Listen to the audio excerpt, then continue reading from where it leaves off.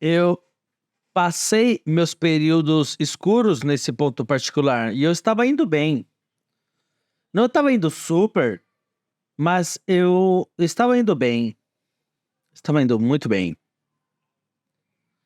Nesse ponto em particular, eu estava numa mesa proprietária em Wall Street.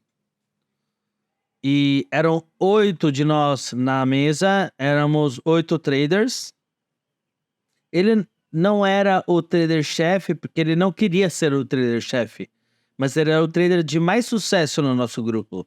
E ele era o mais velho do grupo. E ele sentava no lado oposto da mesa. E eu olhava ele de relance, assim, do meu olho. Eu ficava olhando de lado para ele. E eu notei algo muito interessante, que era justo antes dele entrar num trade. Lembra?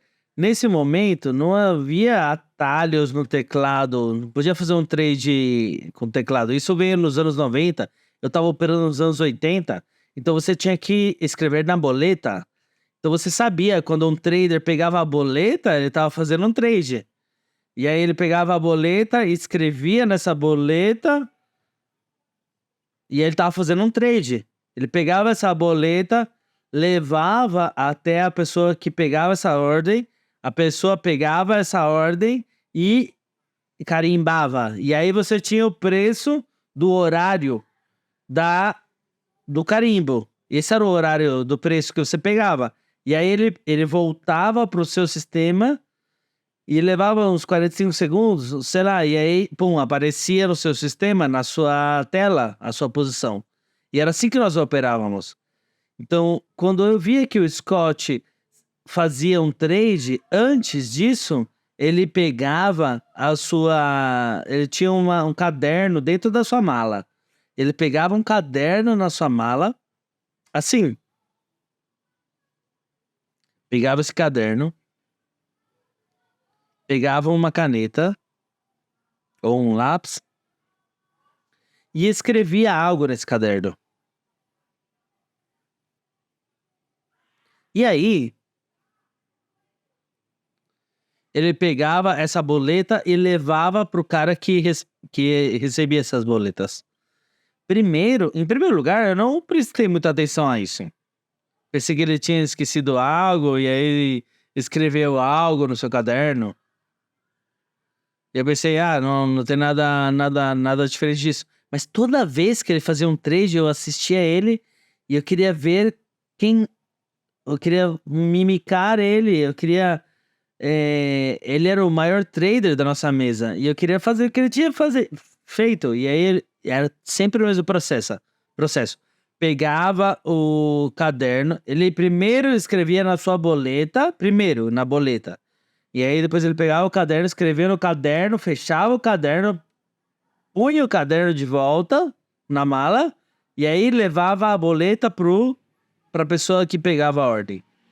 E aí eu comecei a notar isso. E eu era um novato. Eu não podia falar com ele. Mas um dia eu falei, vou perguntar lá na cafeteria pro Scott. O que ele fazia? Aí eu falei, Scott, desculpa, espero que a minha pergunta não te incomode, mas eu tô muito curioso. Eu vi que antes de você fazer um trade, você pega o seu caderno e você escreve algo no caderno. E ele tava tomando café, olhando pra mim, e me disse, você viu isso? Eu falei, sim, Scott. É óbvio, toda vez que você abre um trade, você faz isso. O que você tá escrevendo? A minha curiosidade tá estourando. E ele olhando pra mim e falava, interessante, Oliver, que você notou isso. Bom, é muito simples, Oliver. E eu falei, você pode me dizer? E ele falou, sim, posso te dizer. Eu estou escrevendo o meu stop. Eu falei, o quê? Tá escrevendo o quê? Meu stop. E foi quase como que pensei que era algo mais profundo, algo grande, algo mágico. Algo que eu podia escrever e aí ia ficar bom como Scott. Não, seu stop? Ele falou sim. meu stop. Eu falei, mas Scott, você não sabe qual é o seu stop? Você não sabe onde você vai sair? Ele falou, sim, eu sei. Mas, Oliver, pra mim, quando eu sei algo aqui na minha cabeça, eu sempre posso mudar. Eu tenho a liberdade total de mudar esse número na minha cabeça. Posso mudar o número que eu quiser? Mas, pra mim, ele disse, quando eu escrevo, se torna uma lei. Você vê que quando eu escrevo, eu não consigo mais mudar isso. Quando eu abro meu caderno e eu tenho que ver esse número, isso me mantém verdadeiro, Oliver. Verdadeiro à minha promessa. Verdadeiro ao que eu disse que eu faria, que ia fazer. Eu não sei se isso vai funcionar para você, mas para mim, essa foi a única forma que eu encontrei para fazer o que eu disse que eu ia fazer. Uau! Pegaram a caneta e pôr no papel. Escutem, traders. É a caneta. A caneta foi uma nova tecnologia em algum ponto da história que mudou o mundo para sempre. Começou a democratização do conhecimento, essa caneta. A caneta começou esse processo de múltiplas gerações para democratizar o conhecimento, porque em algum ponto os únicos que eram permitidos a escrever esse conhecimento eram os padres, eram o conhecimento estava no controle da igreja. Todos os livros estavam no conhecimento da igreja. Todo o conhecimento estava acumulado e centralizado na igreja, estava protegido, não tinha que ser espalhado para as massas. E quando teve esse rompimento da centralização do conhecimento e da educação, teve uma peça de tecnologia que fez isso. E essa tecnologia foi chamada a caneta. E tem um dito no mundo que você escutará em todas as culturas, que tem poder na caneta. E eu estou te dizendo que tem poder na caneta. E quando você começa a escrever no seu papel, você começa a entender o poder que você não tinha antes dessa caneta.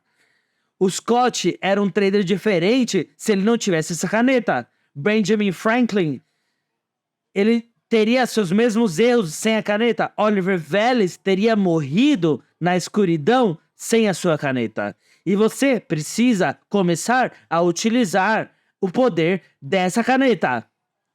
Nós precisamos começar a escrever as coisas. Precisamos nos liberar. O processo de escrever algo se torna mágico, porque é o primeiro ato de materialização disso, você entende? É o primeiro ato de mover algo do seu mundo etérico do seu pensamento ao mundo físico, que você pode ver e que você pode tocar, só como apenas como um arquiteto com a ideia de uma casa fabulosa, mas primeiro ele tem essa ideia, ele não consegue compartilhar com ninguém, até que ele começa a pegar uma caneta e começa a desenhar isso no papel para criar a primeira forma física dessa casa.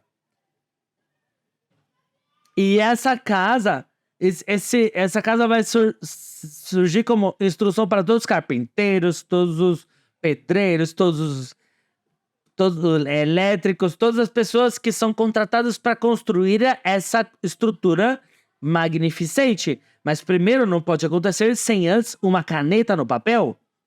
E o que a caneta no papel faz é se tornar real, é passar do seu mundo etérico, da sua mente, que ele pode te mudar, ele pode tirar o mundo etérico de mudar constantemente e fazer algo constante.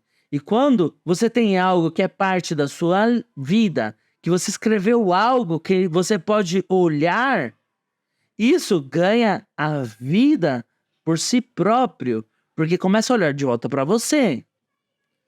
Uma coisa que você deveria escrever para todas as regras é como: eu não vou perder mais do que $300 em qualquer dia. Nunca. Bum! Escreva isso. Essa regra deve olhar para você todos os dias enquanto você está operando. Isso irá crescer uma personalidade para si própria, como que ela estivesse olhando para você. Você olha para ela e ela olha para você. E aí você começa a escutar vozes. Serão vozes boas. Sabe de onde elas vêm? Elas vêm de lá profundo em você. Mas por um período, tudo isso que você escreveu para você vai começar a falar com você. Essa regra, essa lei, eu não vou perder mais do que $300, vai começar a te perguntar: e aí, agora o que você vai fazer, Oliver? Você vai me obedecer?